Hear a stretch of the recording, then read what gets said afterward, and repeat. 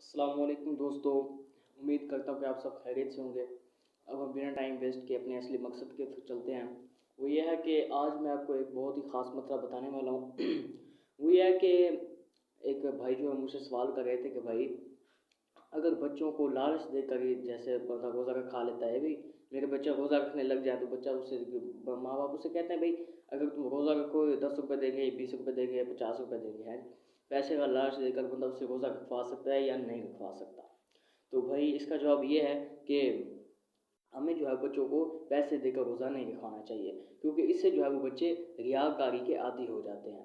ریاکاری کا مطلب یہ ہے کہ بچوں کے دل میں جو ہے وہ جو کام اللہ تعالیٰ کی رضا کے لیے کرنا چاہیے وہ دنیا کے فائدے کے لیے کرنا چاہتے ہیں۔